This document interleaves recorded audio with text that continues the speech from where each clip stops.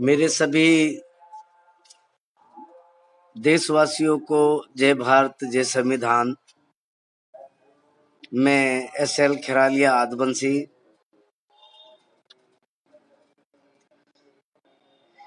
ये अचानक से लाइव वीडियो इसलिए बनाता हूँ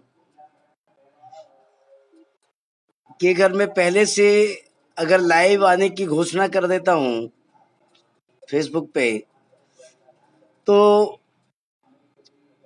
उस दिन मेरे फोन का नेटवर्क ही काम नहीं करता है, बीच बीच में कटता रहता है। इसलिए मैं ये सोचता हूँ कि अचानक से अगर लाइव वीडियो कर दिया जाए तो ये मेरा नेटवर्क आता रहता है। इसलिए मैंने ये अचानक से लाइव वीडियो करने का निर्णय लिया है। मैं अचानक से लाइव वीडियो कर देता हूँ, बाद में आप लोग उसको देख लेते हैं और शेयर भी कर देते हैं। मुझे बड़ा अच्छा लगता है, आप लोगों का सहयोग मिलता रहता है। साथियों, इस देश में जो अभी हो रहा है, खास तौर पे जब से 2014 से लेके अभी तक, इससे पहले भी जो होता रहा है वो देश के हित में नहीं रहा है, देश के विरुद्ध हुआ है। क्योंकि भारत को लोकतांत्रिक गणराज्य जो लिखा गया, तो जब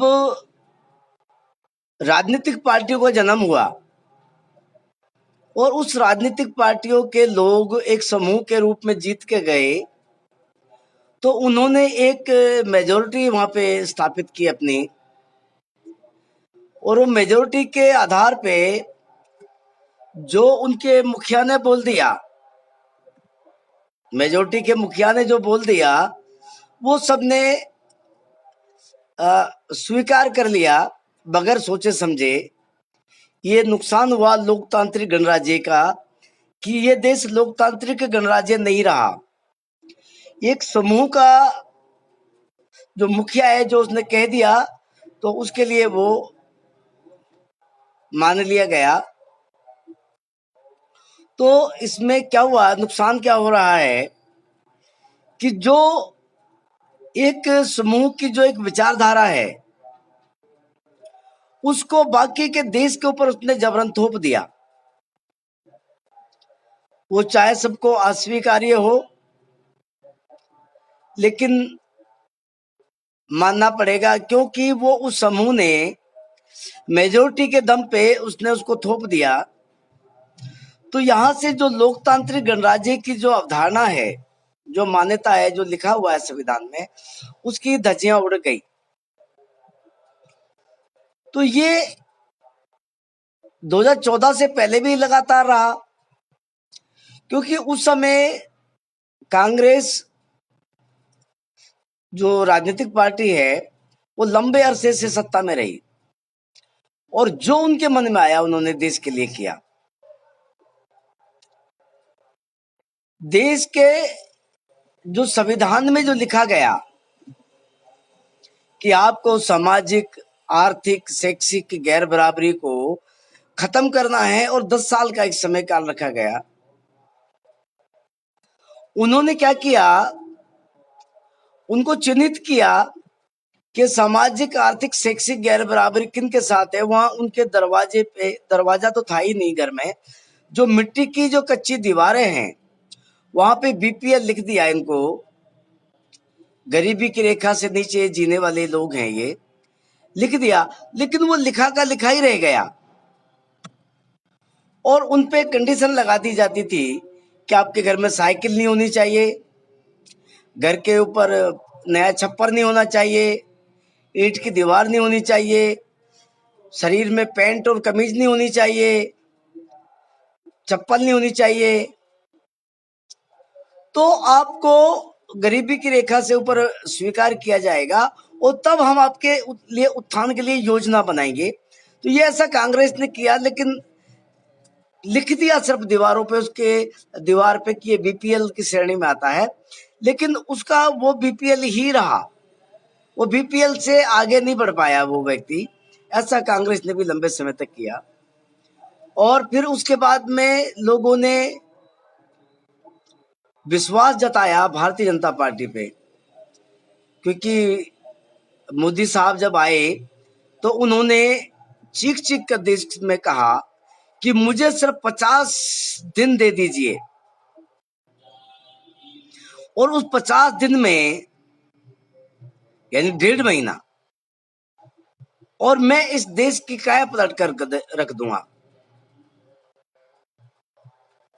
और मैं ना कर पाऊं तो मुझे कान पकड़ के बाहर निकाल देना, या मैं खुद ही झूला उठा के चला जाऊंगा। तो इस तरीके की जो बातें जो थी, लोगों को लगा कि यार ठीक है, एक आदमी इतने विश्वास से कह रहा है देश की काया पलट करने के लिए, तो विश्वास करने में कोई बुराई नहीं है। माननीय मोदी जी के ऊपर बुराई, ये विश्वास किया जा सकता है। तो मोदी जी पे विश्वास किया और लोगों ने उनको सत्ता देश की काम करने के लिए एक जिम्मेदारी उनको दे दी कि ठीक है, अब आप काम कीजिए। कांग्रेस काम नहीं कर पाई, अब आप काम कीजिए। लेकिन उन्होंने क्या किया, इस देश में क्या होना चाहिए था। मैं, एक किताब है मेरी लिखी हुई, ये किताब, ये भारत का संविधान का चित्र मैंने बनाया है, आप देख लीजिए इसको। इस किताब में आर्टिकल 51 में शुरू करता हूं, जिसमें लिखा हुआ है मूल कर्तव्य, भारत के प्रत्येक नागरिक का यह कर्तव्य होगा, नेता का, अभिनेता का, मजदूर का, आम आदमी का, सबका, जो भी भारत का नागरिक है उसका ये कर्तव्य होगा कि वह संविधान का पालन करे और उसके आदेशों, संस्थाओं, राष्ट्रध्वज और राष्ट्रगान का आदर करें। स्वतंत्रता के लिए हमारे राष्ट्रीय आंदोलनों को प्रेरित करने वाले उच्च आदर्शों को हृदय में संजोए रखें। यानी जिन्होंने देश के लिए बलिदान किया, जिन्होंने देश के लिए लड़ाई लड़ी, देश की आजादी के लिए, देश की उन्नति के लिए, उनको संजो के रखें और उनका पालन करें। भारत की प्रभुता, एकता और अखंडता की रक्षा करें और उसे अनुसरण करें। यानी भारत में प्रभुता जो है और एकता और अखंडता, यानी भारत खंड खंड में नहीं टूटना चाहिए, उसकी भाईचारा रहना चाहिए, सौहार्द बना रहना चाहिए, भ्रातृत्व भावना बनी रहनी चाहिए। ऐसा हमारा प्रत्येक व्यक्ति का, नागरिक का कर्तव्य लिखा गया है और इसको पालन करना ही करना है। जो पालन नहीं करेगा वो दंडित हो जाएगा, क्योंकि ये राष्ट्र के लिए लिखा गया है, ये आदेश है एक तरीके से कि हमें ये पालन करना ही करना है। ये मूल कर्तव्य है जो हमें निभाना ही निभाना है। देश की रक्षा करें और आह्वान किए जाने पर राष्ट्र के सेवा करें। यानी प्रत्येक आदमी राष्ट्र की सेवा के लिए खड़ा हो जाए जब भी राष्ट्र के ऊपर एक कोई आपत्ति आए। भारत के सभी लोगों में समरसता और समान भ्रातृत्व की भावना का निर्माण करें, जो धर्म, भाषा और प्रदेश या वर्ग पर आधारित सभी भेदभाव से परे हो। ऐसी प्रथाओं का भी त्याग करें जो स्त्रियों के सम्मान के विरुद्ध हो। यानी हम धर्म, भाषा, प्रदेश या वर्ग के आधार पर हम बिल्कुल भी भेदभाव नहीं करेंगे, ऐसा भारत के संविधान के मूल कर्तव्य में लिखा गया। हमारी सामाजिक संस्कृति को गौरवशाली परंपरा का महत्व समझें और उसका परीक्षण करें। प्राकृतिक पर्यावरण के, जिसके अंतर वन, जीव, नदी, वन्य जीव, उनकी सबकी रक्षा करें और उनका संवर्धन करें और प्राणी मात्र के प्रति दया भाव रखें। वैज्ञानिक दृष्टिकोण, मानवता और ज्ञानार्जन तथा सुधार की भावना का भी विकास करें। सार्वजनिक संपत्ति को सुरक्षित रखें और हिंसा से दूर रहें। व्यक्तिगत और सामूहिक गतिविधियों के सभी क्षेत्रों में उत्कर्ष की ओर बढ़ने का सतत प्रयास करें, जिससे राष्ट्र निरंतर बढ़ते हुए पर्यटन और उपलब्धि की और ऊंचाइयों को छू ले। ऐसा इसमें लिखा गया भारत के संविधान के जो मूल कर्तव्य हैं। लेकिन हो क्या रहा है, हमने लिख दिया कि हमारा मूल कर्तव्य है, हम धर्म और भाषा के ऊपर कोई भेदभाव, कोई मतभेद या सब लोग नहीं करेंगे। लेकिन आज 2014 से क्या हो रहा है, जो 10 साल में जो सामाजिक आर्थिक गैर बराबरी को जो खत्म करना था, उसके अलावा यहाँ क्या हो रहा है, हिंदू मुस्लिम, हिंदू मुस्लिम, हिंदू मुस्लिम, हिंदू मुस्लिम, हिंदू मुस्लिम। इसके अलावा यहाँ कुछ नहीं हो रहा। सिर्फ हिंदू मुस्लिम के अलावा यहाँ पे मुसलमान हिंदू का डर दिखा रहा है और हिंदू मुसलमान का डर दिखा रहा है। ये सब करके इस देश में एक राजनीति चल रही है। उधर ये दोनों पक्षों में हो रहा है, ऐसा एक पक्ष का दोष मैं नहीं दे रहा हूँ, दोनों पक्षों में हो रहा है। इधर को कोई मुस्लिम मौलाना आता है जो हिंदू का डर दिखा के और अपनी लंबी लंबी डींगे हाँक देता है और कह देता है, जैसे असदुद्दीन ओवैसी जब आए थे, जब बीजेपी की सरकार सेंटर में नहीं थी, तो तब उन्होंने कहा था कि सिर्फ 15 मिनट के लिए तुम 100 करोड़ हो ना, हम 25 करोड़ है ना, हम तुम्हें दिखा देंगे 25 करोड़ की हमारी क्या ताकत है, 15 मिनट के लिए पुलिस को यहां से हटा दीजिए। उसको उसका नतीजा क्या निकला, भारतीय जनता पार्टी ने इधर को हिंदू एकता का नारा दे दिया कि मुसलमान ने ऐसे धमकी दे दी है और आपको इकट्ठा हो जाना है, और सिर्फ भारतीय जनता पार्टी ही एक ऐसी पार्टी है जो आपको सुरक्षित रख सकती है, आप अपना वोट हमें दे दीजिए। और ऐसा हुआ भी, भारतीय जनता पार्टी सत्ता में आ गई। लेकिन उसको जो काम करने चाहिए थे, जिन लोगों के लिए काम करना चाहिए था, उन लोगों का तो यह नाम ही नहीं लिया जाता।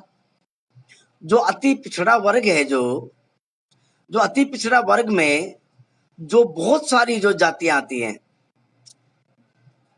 मैं कहूं तो 6,743 जातियों का आंकड़ा गिना गया था बहुत पहले, कि 6,743 जातियां उसमें आती हैं, जिसको हम अति पिछड़ा वर्ग बोलते हैं, अदर बैकवर्ड क्लास बोलते हैं। जो बैकवर्ड क्लास है, उसके अतिरिक्त जो बैकवर्ड क्लास है, एक तो बैकवर्ड है जो पिछड़ा हुआ है सामाजिक आर्थिक शैक्षिक आधार पे, एक उससे भी और जो एक परय है जो अति पिछड़ा वर्ग है, अदर बैकवर्ड क्लास है, जिसकी सूची भी अभी तैयार करनी बाकी रह गई है, जिसकी जनगणना की बार बार बात हो रही है कि जनगणना कराई जाए उसकी सूची। क्योंकि अगर जनगणना होती है तो जनगणना में उसका सामाजिक आर्थिक शैक्षिक आधार भी मापा जाता है।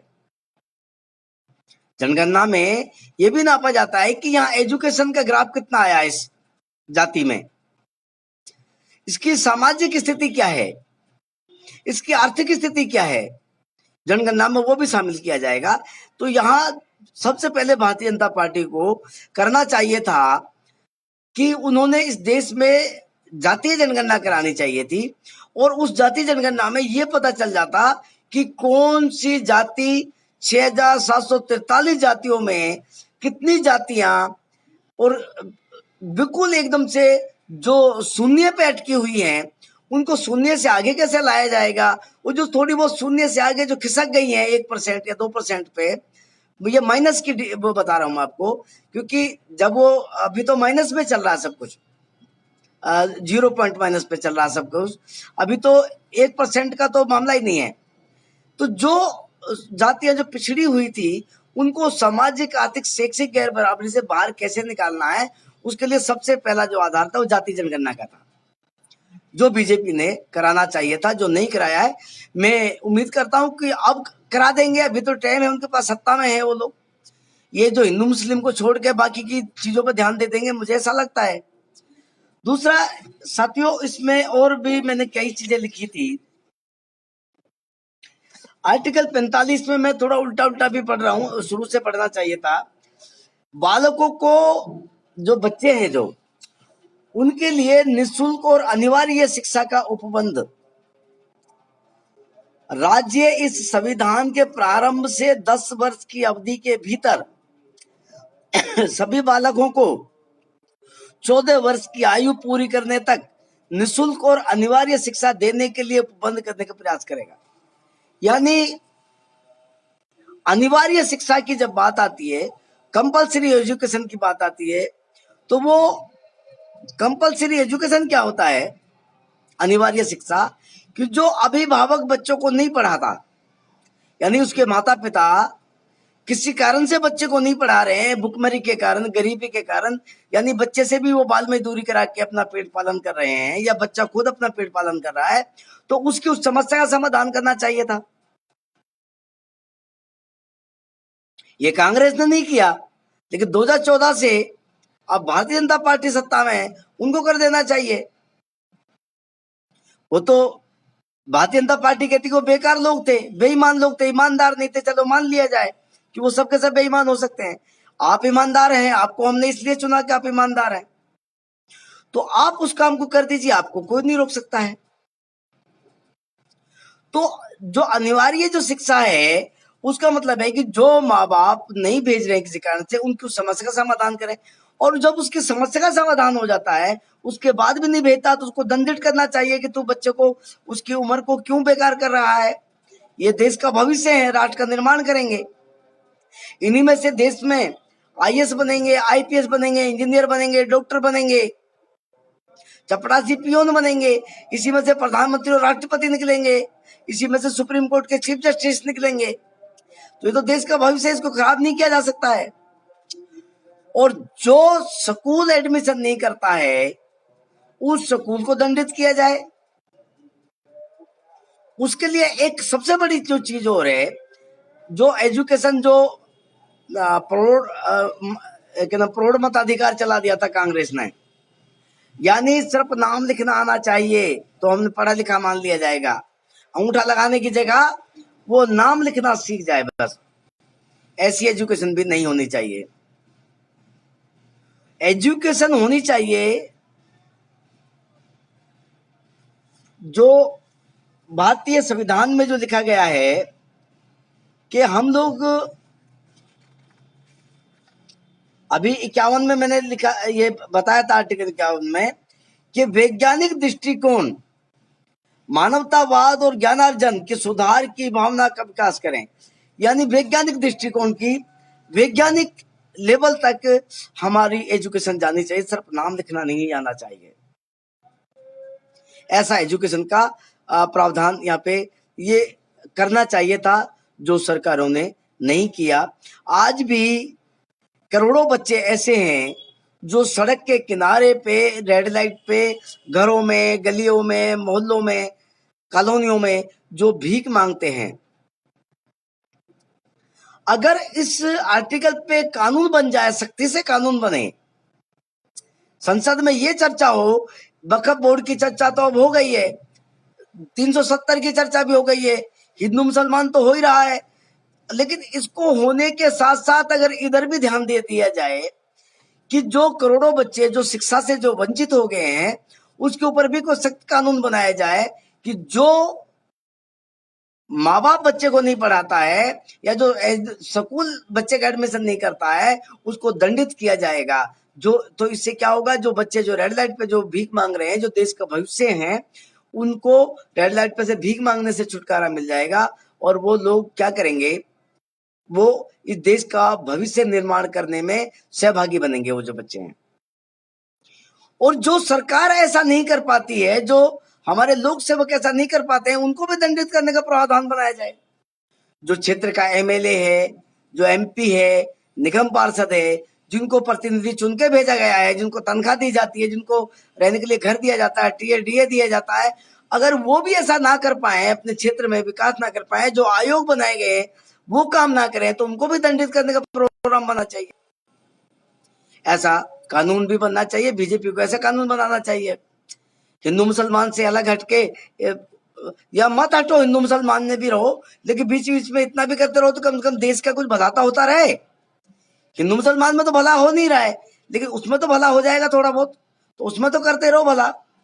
दूसरा साथियों, मैंने लिखा है इसमें, मैंने नहीं लिखा है, भारत के संविधान में लिखा हुआ है, आर्टिकल 39 में मैं आपको पढ़ के सुना देता हूं कि राज्य द्वारा अनुसरणीय कुछ नीति तत्व, यानी जो राज्य है, देश है, जो लोक सेवक हैं, उनको अनुसरण करना ही पड़ेगा। उसके लिए नीति तत्व उन्होंने बताए हैं।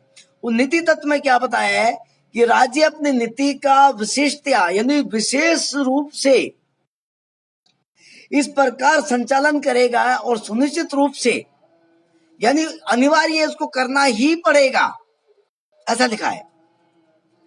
पुरुष और स्त्री सभी नागरिकों को समान रूप से जीविका का पर्याप्त साधन प्राप्त करने का अधिकार होना चाहिए।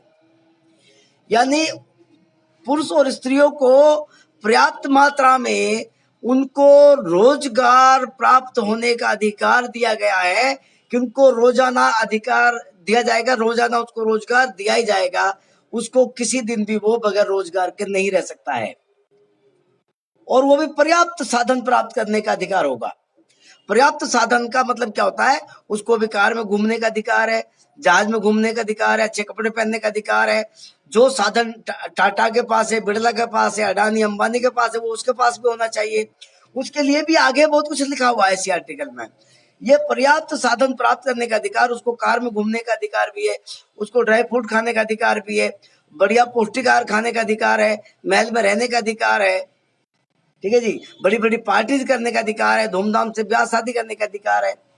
तो समुदाय के भौतिक संसाधनों और स्वामित्व का नियंत्रण इस प्रकार बटा हुआ होना चाहिए। देखिए क्या कहा गया है कि समुदाय के भौतिक संसाधनों का, जितने भी साधन संसाधन है देश में, सबका इस्तेमाल कैसे होना चाहिए, स्वामित्व होना चाहिए, मालिकाना हक सबके पास होना चाहिए, और वो बराबर बराबर और वो नियंत्रण उसके ऊपर इस प्रकार बटा हुआ होना चाहिए जिसमें सामूहिक हित का सर्वोत्तम रूप से साधन हो। यानी जितना भी इस देश में जो दिखाई दे रहा है, चाहे वो पहाड़ है, चाहे कोयले की खदान है जहां से कोयला निकलता है, ये जो पहाड़ है जहां से हीरा मोती निकलते हैं, कोयले से निकलते हैं, जहां से वो क्या बोलते शिलाजीत भी निकलती है, पहाड़ में बिक्री होता है, और हमारी वनस्पति में से बहुत कुछ हमें मिलता है, और जो उत्पादन होता है, उपार्जन होता है, जो हम खरीदते हैं, लेन देन करते हैं, या जो हम पैदा करते हैं, उसके सबके सब में सबका स्वामित्व बराबर बराबर बटा हुआ होना चाहिए, ऐसा भारत के संविधान में लिखा गया है। और उसमें पर्याप्त साधन प्राप्त करने का अधिकार हो, और इस प्रकार से बटाओ जिसमें सामूहिक हित का सर्वोत्तम रूप से साधन हो। यानी एक एक आदमी के पास में हर चीज बराबर बराबर बटी होनी चाहिए, ऐसा भारत के संविधान में लिखा गया है। आर्थिक व्यवस्था इस प्रकार चले जिससे धन और उत्पादन साधनों का सर्वसाधारण के लिए अहितकारी केंद्र ना हो। यानी जितना भी हमारे यहाँ पे जो साधन संसाधन है वो सर्वसाधारण के लिए, यानी प्रत्येक व्यक्ति के लिए उसका किसी भी रूप में उसका अधिकार ना छिना हो, ऐसा आर्टिकल 39 में लिखा गया है। पुरुष और स्त्री दोनों का समान कार्य के लिए समान वेतन होना चाहिए। पुरुष और स्त्री कर्मकारों को स्वास्थ्य और शक्ति का तथा बालकों की सुकुमार अवस्था का दुरुपयोग ना हो, और आर्थिक अवस्था से विवश होकर किसी नागरिक को ऐसे रोजगार में ना जाना पड़े जो उसकी आयु और शक्ति के अनुकूल ना हो। साथियों, 80 साल का आदमी अगर रिक्शा चला रहा है, जब बोझा ढो रहा है कंधे पे, जिसकी कमर टूटी हुई है, झुकी हुई है, अगर वो ऐसा कर रहा है तो उसका दोष किसको जाता है? भारतीय संविधान की अवहेलना करने वाले उस अधिकारी को जाता है जो उस क्षेत्र का डीएम है, एडीएम है, निगम पार्षद है, एमएलए है, एमपी है, या उस प्रदेश का मुख्यमंत्री है, या उस देश का प्रधानमंत्री है।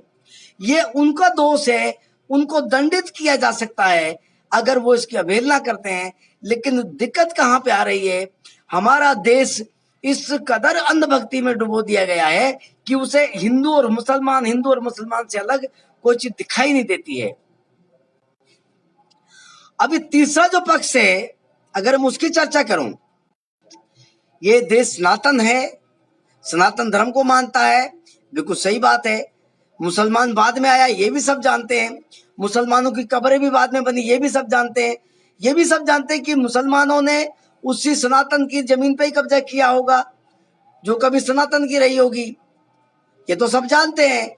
और ये भी सच है कि जो नीचे जो अवशेष जो दब गया है उसके ऊपर अगर कोई चीज बना दी जाए, उसको नीचे से खोद देंगे तो वहां कुछ ना कुछ तो सनातन का निकलेगा। लेकिन तीसरा पक्ष एक और भी है कि हमारे देश के प्रधानमंत्री जी जब दुनिया में जाते हैं तो वो कहते हैं ये बुद्ध की धरती है। ये जम्बू द्वीप था, जम्बू द्वीप था हमारा देश जो आज भारत है, और ये जम्बू द्वीप बुद्ध की धरती है, यानी ये बौद्ध लोगों का साम्राज्य रहा है। अगर बौद्ध लोगों का साम्राज्य रहा है तो जो सनातन जो है, सनातन का जो मिला मुसलमानों के या इस्लाम के जो मानने वाले लोग हैं, मुगल जब आए तो उनके जो अवशेष मिलते हैं वो उसके नीचे खोदते हैं तो सनातन का मिलता है। और जब सनातन के नीचे अगर तीसरी खुदाई होगी तो वहां पे निश्चित आदमी जब हैरान रह जाएगा जब यहाँ पे बौद्ध के अवशेष मिलेंगे। जब यहाँ बौद्ध के जो अवशेष मिलेंगे, और बौद्ध जो है शुरू होता है वो आदि धर्म से शुरू होता है, यानी जो प्राकृतिक जो संरचना है, जो कुदरत का जो अपना जो धर्म है, जो पूरा का पूरा जो ब्रह्मांड है जो चल रहा है वो आद से चल रहा है, यानी आद अनादि काल से, जिसको माद कहते हैं, जो आद धर्म है तो उसके सब जगह पे अवशेष मिलते हैं। आद धर्म को मानने वाले आज भी बहुत सारे लोग जो प्रकृति को मानते हैं वो सबके सब आद को मानने वाले लोग हैं। जितना आदिवासी है वो आज भी आद को मानता है क्योंकि वो प्रकृति को मानता है, प्राकृतिक पूजा करता है। जो कुदरत की जो प्राकृतिक संरचना है वो उसको मानता है। तो वो जो अवशेष हैं वो उस अवशेष में जो तीसरी जो खुदाई जो निकलेगी, जो बौद्ध के जो अवशेष निकलेंगे वो आद धर्म के अवशेष लिख देंगे। क्योंकि जो बौद्ध है, बौद्ध का मतलब है निरंतरता, धम्म जो है, धम्म निरंतरता है, और निरंतरता का मतलब होता है आद अनादि, था है और रहेगा। तो अगर इन अवशेषों पे जाते हैं तो तीसरा पक्ष भी निकल के आएगा बाहर। लेकिन हम उस तीसरे पक्ष की बात ना करते हैं, हमने कभी तीसरे पक्ष की बात नहीं करी, हम दूसरे पक्ष पे आके रुक गए। वो जो सनातन है, सनातन भी आद है, आद अनादि है। जो सनातन है वो भी आद अनादि है, जो बौद्ध है, धम्म है, वो भी आद अनादि है। तो सबके सब आद धर्म के अनुयायी हो गए हैं।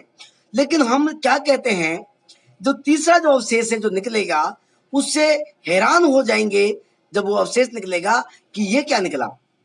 क्योंकि वो जब निकलेगा तो वो उस मानव संसाधन जो निकलेंगे उपयोग करने वाले, वो उस वैज्ञानिक दृष्टिकोण के निकलेंगे। जब वे वैज्ञानिक दृष्टिकोण में जिन लोगों ने शौचालय बना दिए थे, जो सिंधु घाटी सभ्यता का जब सृजन हुआ, उस आद धर्म के जो लोगों ने, जो बौद्ध पद्धति को मानने वाले जो लोग थे, उन लोगों ने वो इतने वैज्ञानिक दृष्टिकोण की पढ़ाई उन्होंने करी थी कि वो इतने बड़े इंजीनियर थे कि उन्होंने उस समय शौचालय बनाए, नालियां बनाई, खड़ंजे बनाए, पक्के मकान बनाए और बड़े बड़े स्तंभों वाले भवनों का निर्माण किया। वो खुदाई में अवशेष मिलते हैं। ये तीसरा पक्ष है।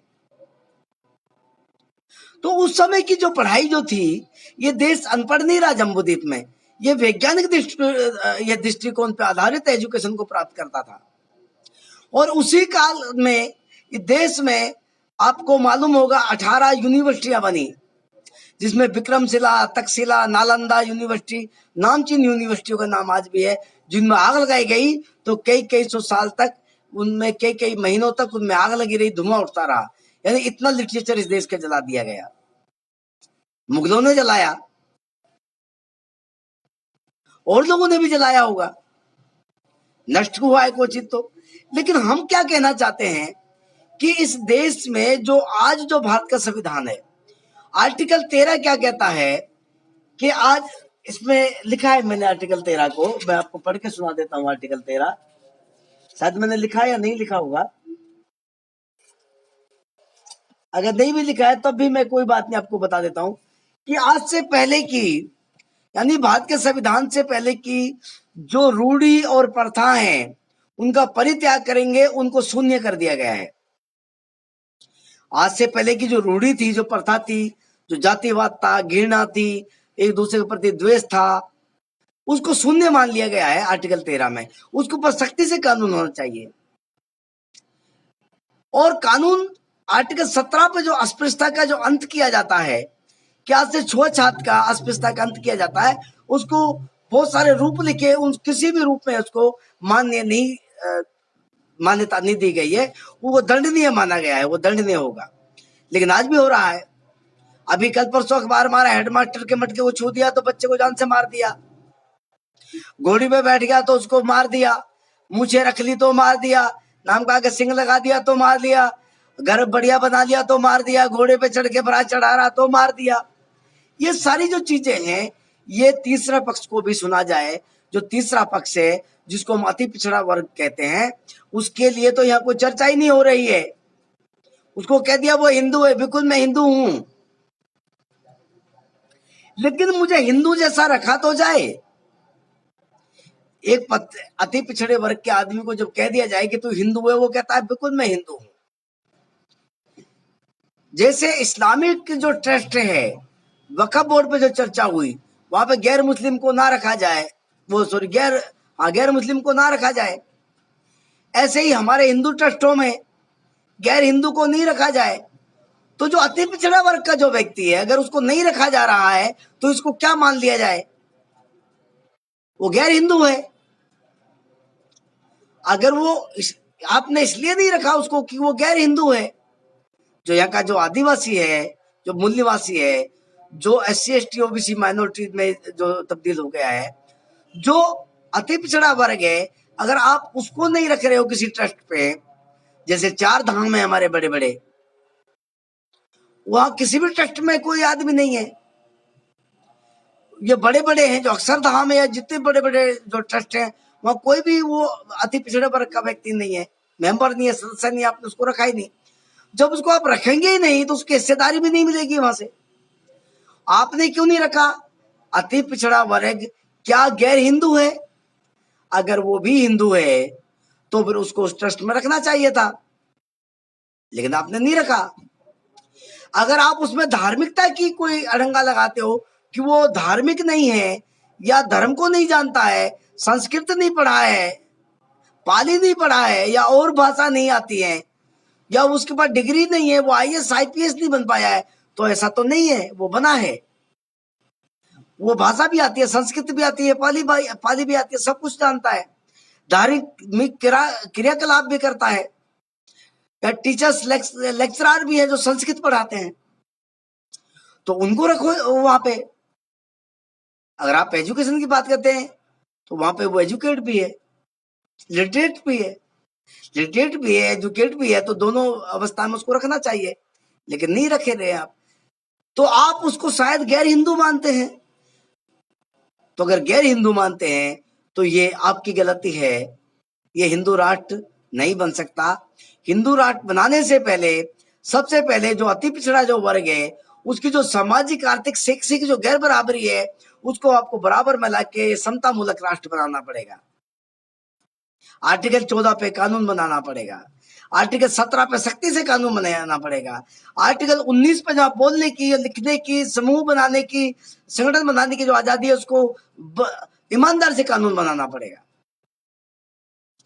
तो इस देश की उन्नति हो सकती है। और जो आर्टिकल 45 में जो अनिवार्य जो एजुकेशन का मामला है, कंपलसरी एजुकेशन है, अनिवार्य शिक्षा जो है, उसके ऊपर आपको सख्त कानून बनाना पड़ेगा। और उसके लिए कानून बनाने के लिए आपको क्या करना पड़ेगा कि प्राइवेटाइजेशन को आपको बंद करना पड़ेगा। हैरानी है साथियों, देश में सरकार चलती है,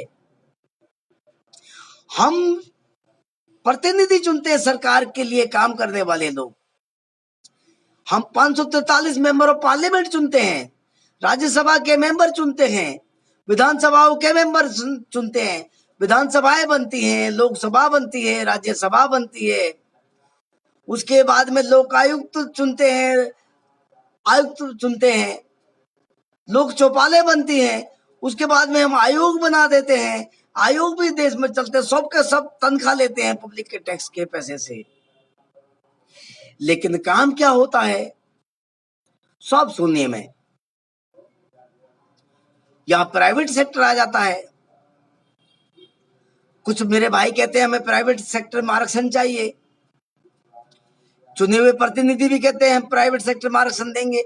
हम जब कहते हैं सरकार चुनी जाती है और सरकार के नुमाइंदे चुने जाते हैं, वोटिंग होती है बाकायदा, मताधिकार से प्रतिनिधि चुने जाते हैं, तो फिर यह प्राइवेट सेक्टर की जरूरत पड़ती क्यों है?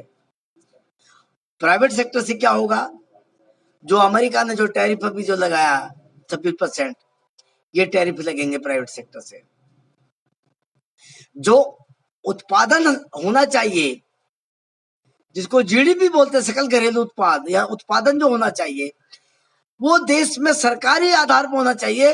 प्रत्येक व्यक्ति के हाथ में रोजगार दिया जाना चाहिए सरकारी, कि आप चिमटा बनाइए, फुकरी बनाइए, आप सुई बनाइए, आप एक मशीन बनाइए, आप झाड़ू बनाइए, आप चप्पल बनाइए, आप कपड़ा बनाइए, आप बटन बनाइए, आप जहाज बनाइए, आप रेल बनाइए। मेट्रो जो है यहाँ पर बनना चाहिए, रेल हमारे देश में बनना चाहिए, जहाज हमारे देश में बनना चाहिए। सुई से लेकर जहाज तक का जो आविष्कार है वो हमारे देश में होना चाहिए। उसके लिए सरकार को सरकारी तरीके से यहाँ पे प्रशिक्षण केंद्र खोल के प्रत्येक व्यक्ति को, प्रत्येक युवा को प्रशिक्षण देके और काम देना पड़ेगा। इसको कंपल्सरी करना पड़ेगा, और जो युवा काम नहीं करेगा उसको दंडित किया जाए, और जो प्रतिनिधि काम ना दे उसको दंडित किया जाए। ऐसा प्रोग्राम यहाँ पे होना चाहिए, प्राइवेट सेक्टर बंद होना चाहिए। तो तब इस देश को हम एक विकसित राष्ट्र की ओर लेके जा सकते हैं, संविधानवादी राष्ट्र निर्माण कर सकते हैं, अगर ऐसा हम करेंगे तो। और इसकी लड़ाई को हम लोग आवाम संघ के माध्यम से पूरे भारत में निरंतर लड़ते आ रहे हैं 1997 से। तो इस लड़ाई को लड़ते लड़ते अभी 1.5 साल पहले मैंने राष्ट्रवादी जनता पार्टी को चुना, क्योंकि उनके अंदर मैंने देखा कि लोकनायक जयप्रकाश नारायण जी, राममनोहर लोहिया जी और मोरारजी देसाई जी जैसे लोग, और बहुत क्रांतिकारी जो लोग थे, जो ईमानदार जो लोग थे, जो राष्ट्र के हित में जो चिंतन करते थे, मंथन करते थे, उन लोगों ने एक आंदोलन चलाया कांग्रेस की गलत नीतियों के खिलाफ में इमरजेंसी के दौर में, और वहां से एक जनता पार्टी निकल के आई। जनता पार्टी ने यह शासन किया 3 साल के। 3 साल के बाद में जो नहीं चाहते थे कि इस देश में ईमानदारी से ये देश धर्मनिरपेक्ष लोकतांत्रिक गणराज्य की अवधारणा पर आधारित समता मूलक विकसित संविधानवादी राष्ट्र निर्माण हो, जो लोग ऐसा नहीं चाहते थे, उन्होंने 1980 में इसको तोड़ दिया, और उसमें से भारतीय जनता पार्टी का जन्म हुआ। और वही पार्टी बाद में विलय कर दी गई, और फिर उसको माननीय अनिल भारती जी ने कोर्ट में जाके बाकायदा 3 साल लड़ाई लड़के उस पार्टी को पुनर्जीवित किया, जिसका नाम आज राष्ट्रवादी जनता पार्टी है। तो जब उसके बारे में मुझे पता चला कि लोकनायक जयप्रकाश नारायण जी ने एक राइट टू रिकॉल का एक आंदोलन भी चलाया था, वोट वापसी कानून का आंदोलन भी चलाया था, कि जो प्रतिनिधि काम ना करे, चुनाव हुआ मताधिकार से प्रतिनिधि, और उस प्रतिनिधि को हटाने का प्रावधान भी जनता के पास में अधिकार होना चाहिए। यह आर्टिकल 326 के उस पे ये कानून बनना चाहिए, और बनेगा। तो मैंने राष्ट्रवादी जनता पार्टी ज्वाइन करी। दिल्ली में लोकसभा का चुनाव लड़ाया अभी 7 सीटों पे, और अभी हमने पूरी दिल्ली में कैंडिडेट खड़े किए। अभी हम बिहार और यूपी की तैयारी कर रहे हैं, यूपी में, दिल्ली में निगम के चुनाव की तैयारी भी कर रहे हैं। और उस ईमानदार आदमी ने, अनिल भारती जी ने, इस पार्टी को पुनः जीवित करने के लिए कोर्ट से लड़ाई लड़के इसको लिया, और आज वो इसको चला रहे हैं पूरे देश में। और एक आंदोलन चल रहा है कि हम भारत को धर्मनिरपेक्ष लोकतांत्रिक गणराज्य की अवधारणा पर आधारित समतामूलक विकसित संविधानवादी राष्ट्र निर्माण के लिए प्रतिबद्ध हैं, वचनबद्ध हैं। हम इसके लिए काम करेंगे, ये अनिल भारती जी का मानना है। क्योंकि इसी आंदोलन को हम 2018 से, 1 जनवरी 2018 से भीमा कोरे गांव का जो शौर्य जो दिवस मनाया जाता है, उस शौर्य दिवस को हमने मनाया, और हमने प्रण लिया कि हम आज से जय भारत जय संविधान का नारा लगाएंगे, और हम इस देश को धर्मनिरपेक्ष लोकतांत्रिक गणराज्य की अवधारणा पर आधारित समतामूलक विकसित संविधानवादी राष्ट्र निर्माण के लिए आज से हम संकल्प लेते हैं। उसके लिए संविधान यात्रा हमने देश में शुरू करी, और उसी बात को माननीय अनिल भारती जी ने और राष्ट्रवादी जनता पार्टी के तमाम उन 50 राष्ट्रीय कमेटी के पदाधिकारियों ने और देश की तमाम राज्यों की कमेटियों ने उसको स्वीकार किया कि ये आंदोलन बिल्कुल ठीक है, ये बात बिल्कुल ठीक है, हम इससे सहमत हैं और राष्ट्रवादी जनता पार्टी इस उद्देश्य को ऊपर काम करेगी। और इस पार्टी में हमारे जो साथी है, यहाँ पे जाति, वर्ण, वर्ग, भेदभाव, धर्म, क्षेत्र, भाषा, कोई सी प्रकार का कोई भेदभाव नहीं। यहाँ सब लोग मिलकर काम करते हैं और सबके अंदर एक भाईचारा है, एक सौहार्द है, सब एक दूसरे की बात को स्वीकार करते हैं। अगर पार्टी में एक आदमी ने आह्वान कर दिया तो सबसे पहले उस आह्वान के ऊपर काम होता है। और कोई भी आदमी, चाहे उसमें संख्या बल कितना भी हमारे पास पहुंचे उस समय, लेकिन एक भी व्यक्ति ने आह्वान किया तो सबके सब वहां पे दौड़ पड़ते हैं कि नहीं, यहाँ हमारा संविधानवादी साथी ने आह्वान किया है और राष्ट्रवादी जनता पार्टी के प्रतिनिधि ने आह्वान किया है, हमें जाना है। राष्ट्रीय अध्यक्ष से लेके और ब्लॉक के जो हमारे बूथ के जो लेवल का जो सदस्य है, बूथ का सदस्य और राष्ट्रीय अध्यक्ष, हम यहाँ पे सबके सब एक समान ऐसे रहते हैं, समता मूलक हम लोग से रहते हैं। राष्ट्रीय अध्यक्ष इतने कोमल और निर्मल हृदय के व्यक्ति हैं, इतने ईमानदार आदमी हैं, अगर एक बूथ का सदस्य भी अगर उनको फोन करता है तो उनकी बात को भी यस करते हैं और वो अपनी ड्यूटी को निभाने के लिए पहुंच जाते हैं। और नहीं जाते हैं तो वो किसी न किसी को तुरंत कॉल कर देते हैं या ग्रुप में लिख देते हैं कि फला आदमी ने अभी मुझे ये आदेश दिया है और आप इस आदेश का पालन कीजिए, तो सबके सब वहां पहुंच जाते हैं। तो साथियों, हम देश को जो पिछले जो मैंने शब्दों में बोला कि जो अति पिछड़ा जो वर्ग है, जो तीसरा जो पहलू है, हम उसकी सामाजिक आर्थिक गैर बराबरी को एक समान करने के लिए काम कर रहे हैं। उसके लिए राष्ट्रवादी जनता पार्टी प्रतिबद्ध है और वचनबद्ध है। हम इस कर्तव्य को निर्वाह करेंगे।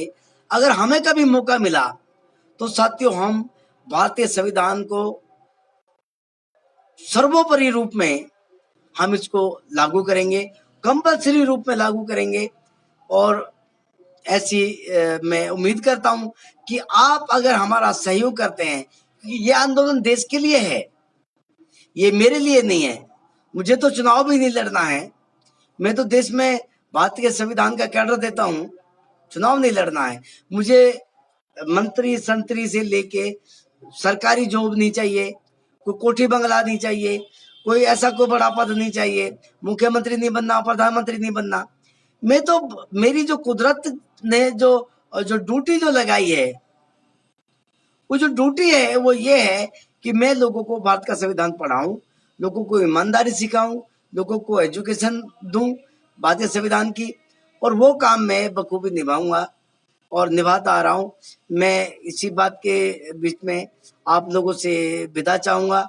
साथियों, आप अगर आपको मेरी बात सही लगे तो इसको और लोगों तक पहुंचाने के लिए इसको शेयर करें। और भारतीय जनता पार्टी को मैं एक चेतावनी देना चाहता हूं, अगर ये हिंदू मुसलमान से बाहर अगर आप नहीं निकलते हैं तो ये जो सेशन काल है ये आपका आखिरी होगा। इसके बाद में ये देश की जनता आपको कभी भी माफ नहीं करेगी। इतिहास लिखा जाएगा कि जब देश का बच्चा रोड पे भीख मांग रहा था, भूखमरी से तरस था, उस समय आप फ्री का 5 किलो राशन बांट रहे थे और यहाँ पे हिंदू मुसलमान कर रहे थे। ये इतिहास में दर्ज होगा और आपको गद्दार घोषित किया जाएगा, ध्यान रखना। गद्दार वो घोषित करेंगे जिनको फ्री में 5 किलो राशन दिया जा रहा है, क्योंकि उनकी आगे की जो तरक्की है वो रुक जाएगी। क्योंकि कब से बांट रहे हो आप यार, कोई सीमा होती है बांटने की फ्री में। अब तक वो फ्री का दौर खत्म ही नहीं हुआ, कब तक बांटोगे आप? उनको एजुकेशन कब दोगे? उनको सरकारी पद कब मिलेंगे? वो IAS IPS की पढ़ाई कब करेगा? इंजीनियर डॉक्टर की पढ़ाई कब करेगा? आप उसको 5 किलो राशन में कब तक रखोगे, कब तक बहकाओगे? ये इतिहास में दर्ज होगा, ध्यान रखना। मैं आपको अब चेतावनी दे रहा हूँ आज आपको। ये हिंदू मुसलमान में जो उलझा रखा है देश को, इसके आड़ में आप जो 80 करोड़ लोगों को जो फ्री राशन बांट के, जो उनको भुखमरी के कगार पे, उनको जो कुपोषण का शिकार बना रहे हो, वो आपको कभी माफ नहीं करेंगे। इतिहास में लिखा जाएगा। साथियों, तीसरे पहलू की मैं लड़ाई लड़ रहा हूँ, देश के तमाम लोगों के लिए लड़ाई लड़ रहा हूं। एक तरफ टाटा है, बिड़ला है, अडानी है, अंबानी है, एक तरफ वो लोग हैं जिनको 5 किलो फ्री में राशन दिया जा रहा है, जो 56 ग्राम उनके हाथ में आता है। भाई, कैसे संविधान की बात कर रहे हो आप? आपको ये जनता माफ नहीं करेगी, ध्यान रखना। तो मैं राष्ट्रवादी जनता पार्टी की तरफ आप लोगों को आग्रह करता हूं, अगर आप इस बात को शेयर कर देते हो और लोगों में पहुंचा देते हो तो ये आपका बहुत बड़ा योगदान होगा, क्योंकि राष्ट्रवादी जनता पार्टी आपकी अपनी पार्टी है, वो राष्ट्र निर्माण चाहती है और आप इसको ज्वाइन करें, आपका आंदोलन है। मैं शंकर लाल खैरालिया आदिवंशी, वरिष्ठ राष्ट्रीय उपाध्यक्ष राष्ट्रवादी जनता पार्टी, आपसे विनती करता हूं कि इस राष्ट्रव्यापी आंदोलन में जुड़े और संविधान कर्तव्य पथ यात्रा में आप हमारा सहयोग करें। जय भारत, जय संविधान। फिर मिलेंगे।